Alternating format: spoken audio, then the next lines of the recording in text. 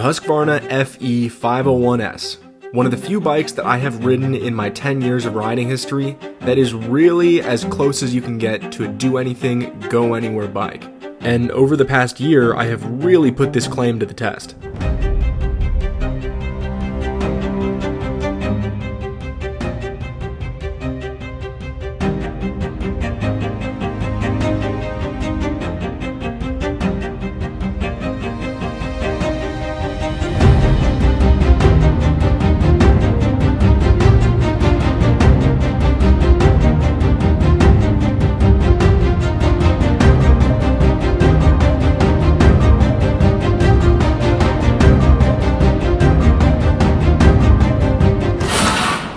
Alright, let's dial it back. So I've owned my 2022 FE501S for a little over a year and have accumulated about 164 hours to be precise.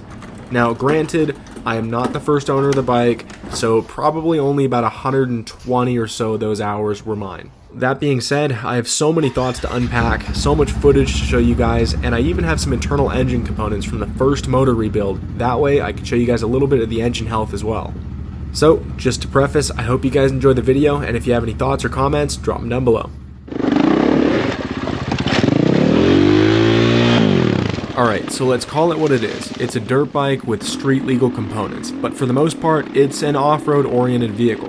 And as such, it should be able to take a fair bit of abuse. Now, just like all other dirt bikes, keeping your bike in good shape is going to come down to maintenance. But in terms of durability, I've crashed this bike, I've ridden it through mud and storms and all kinds of crazy obstacles, and it's done great.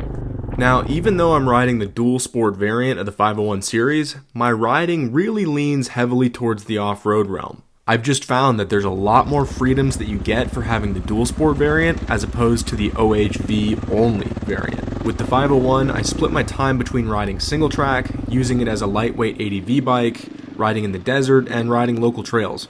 In the past, I've gotten some weird looks and plenty of comments on videos of people telling me that it's crazy that I'm riding this big heavy dual sport on tight single track trails. And granted, when you have to rock a couple bikes over some downed logs because everyone forgot a chainsaw, it's not fun being the guy on the heaviest bike. Now that being said, that's really the only circumstance that I notice the weight of this bike. Only really when I have to manhandle it do I really tell, okay, it's kind of a heavy bike. But other than that, the power to weight ratio is really in your favor, and you don't notice the weight because of how powerful the motor is. The only other thing that I can think of that would be potentially annoying to somebody if you're riding single track on the 501 is that when you're riding the slow speed, maybe it's high exposure, maybe it's just a really technical section, but anytime you're going slow, you're going to be using that clutch non-stop, and it's going to be running your motor really hot, and so your fan is going to be running non-stop. That being said, even though I've run the motor really hot and really have relied on that clutch in some really tight technical areas, I've never burnt out a clutch and I've never overheated my motor. Alright, now single track aside, what about general off-roading, trail riding, desert riding? How does the 501 do there?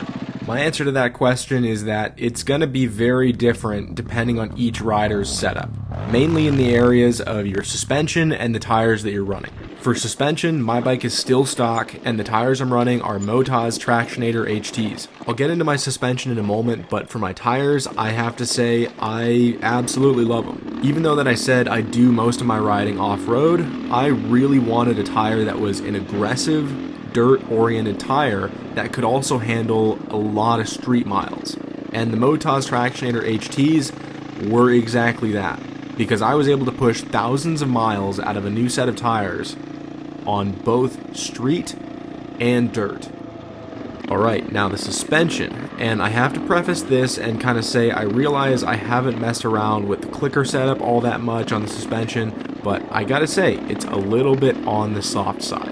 But this is all going to be dependent on your riding style anyways. If you're hoping to ride it like freestyle and do all kinds of crazy jumps and stuff like that, it's going to feel really soft. I know you guys saw that one jump that I did earlier, but you know, that wasn't all that bad and it soaked it up just fine.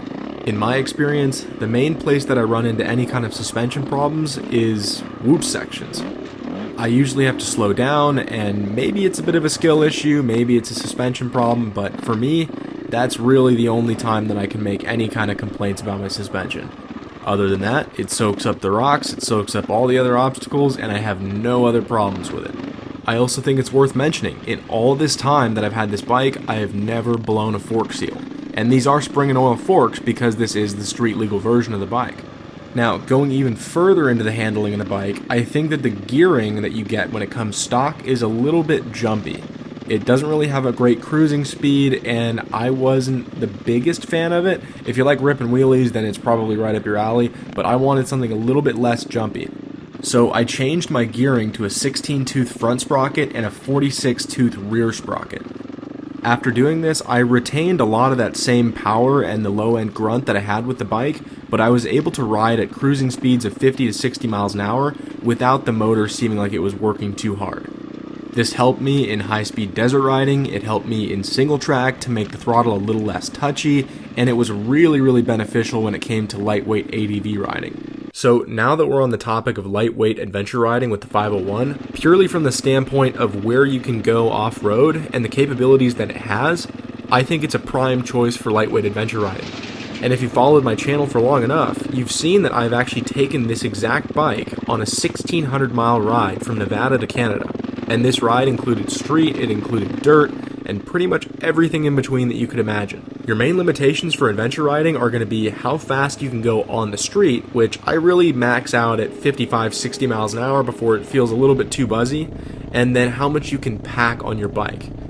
But I got to admit, I have way overloaded my bike with as much gear as I could possibly imagine bringing, and that was just because I didn't really know how to pack well yet. And it did fine. I was able to pick it up when it crashed, and it carried everything I needed. Alright, now the part that most people are going to want to know is, have I had any problems and how's the health of the motor? This is the only clip that I have to illustrate the problem, but my fuel system was sending out codes, which is what caused the check engine light to come on. Now, under further inspection, it showed that it wasn't sending out codes, so we have no idea whether it was a sensor or whatever it is. But I've put thousands of miles on the bike since that light first came on, and I've had no change in bike performance. Now, another problem that I've had is that the slave cylinder for my hydraulic clutch has started to go out on me. And the way that you notice this is that your clutch starts to have a little bit more play than it should. So every so often I reverse bleed the system and the problem goes away. But eventually I'm gonna have to replace that. Alright, now for some internal engine health. This is the original factory piston with just over 160 hours of runtime. The carbon buildup is right around what you'd expect for over 4,000 miles or 160 hours of runtime, and there's very little, if any, blow-by past the rings. The piston skirt was also in really good shape. There were no noticeable deep gouges aside from a few scratches, but nothing to be overly concerned for. I'm sure that if I really wanted to, I could have kept pushing this piston even further, but I much prefer to take the preventative maintenance route. The intake valves were also in really good shape, and actually I could have salvaged these. But of course, I would rather just take the preventative maintenance route, and so I replaced them. On the other hand, the exhaust valves were cooked. They were definitely at the end of their life, and I'm happy those are replaced. As for the rest of my top end, nothing really concerned me. The piston retaining dowel was just fine, the spark plug had a normal amount of carbon buildup, the valve springs and guides were healthy, gaskets were normal. I don't have any footage for it, but the camshaft, cam bearings, and rocker arms were all fine. The cylinder was healthy, and the crank bearing was completely healthy as well, so I'm not worried about that until the next top end. Now my clutch pack, and I attribute this to my religious changing of my oil filter, and air filter, my clutch pack is still the original and has not shown signs of needing replacement yet. I'm now starting to run out of things to talk about for this bike, so I guess final miscellaneous thoughts that I have. The brakes, they're still doing great on the original brakes. The headlight, I'm not really the biggest fan of the original headlight that comes with the bike, which is why I've upgraded to the Baja Designs XL80, which is great, puts out way more light, and I really like it. I'm still running the original chain, I'm still running the original plastics with different graphics on it, and you know, I've customized the bike to kind of make it fit my needs a little bit. I think if I could end this video with one takeaway message, it's that I really love the bike, and I hope that it serves me for a long time. I've had a lot of adventures on it so far, and I have big ambitions for the future. I think if you're looking for a bike that is really well suited for an all-around adventuring machine, I would recommend either this bike or the KTM 500EX CF. To wrap up this video, I hope you guys enjoyed it. Bikes like this are really a lot to unpack and there's so much to them. So if there's anything that I missed or any thoughts or comments that you have, drop them in the comment section below and I will do my best to get to them. In the future, I hope to do a video that's a little bit more specific in my breakdown of the build that I have for this bike, or maybe the way that I use this bike for adventure riding and my setup for that. But my ambitions with this video were to sort of recap my experiences and thoughts from when I got the bike all the way up to its first major service interval, which was the engine rebuild that I did recently. If you like this kind of content, definitely drop a like on the video and subscribe for more. I hope down the line, after a series of more adventures, I'm going to have another service interval or another major hour milestone that I can reach, and I can do another breakdown. So hopefully I will see you guys on that video too.